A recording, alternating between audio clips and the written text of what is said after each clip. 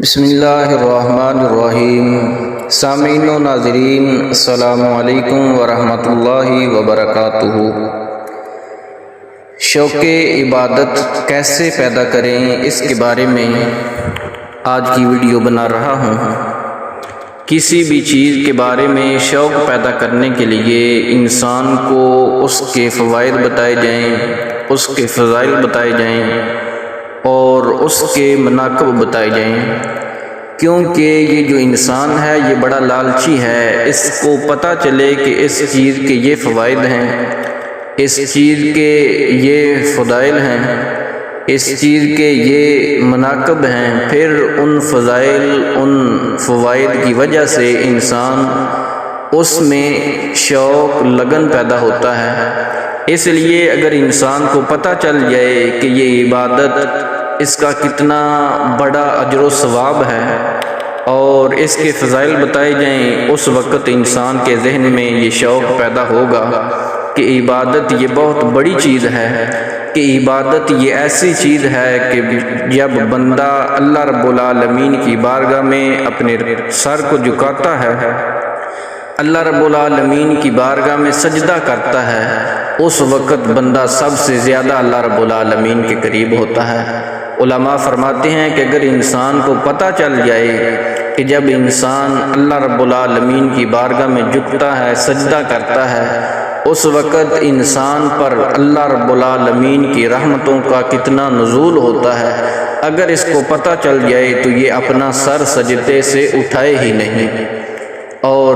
اس عبادت کی اتنی بڑی فضیلت ہے، اور جب انسان اللہ رب العالمین کی بارگاہ میں سجدہ کرتا ہے،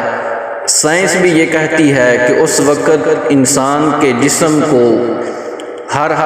عضو کو جتنا خون چاہیے ہوتا ہے وہ اس صورت میں ہی ملتا ہے کہ جب انسان اللہ رب العالمین کی بارگاہ میں سجدہ کرتا ہے، اس وقت انسان کے جسم کا ہر عضو کو انسان کے کو اس کی ضرورت کے مطابق خون میسر ہوتا ہے۔ اور نماز اللہ رب العالمین نے انسان پر فرض کی ہے، اور اس کے علاوہ اللہ رب العالمین نے انسان کو اپنی عبادت کے لیے پیدا فرمایا۔ اللہ رب العالمین نے قرآن پاک میں ارشاد فرمایا، وَمَا خَلَقْتُ الْجِنَّ وَالْإِنسَ إِلَّا لِيَعْبُدُونِ۔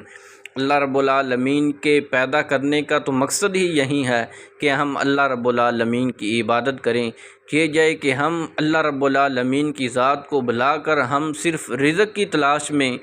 دنیا کی تلاش میں اپنی زندگی کو صرف کر دیں۔ نانا ایسا نہیں کرنا، رزق کی تلاش میں رازق کو بھولنا نہیں ہے، کیونکہ رزق کا ذمہ تو اللہ رب العالمین نے خود لیا ہے۔ عبادت کرنے کا مقصد ہمارا اس کائنات میں آنا، ہمیں اللہ رب العالمین کا پیدا کرنا،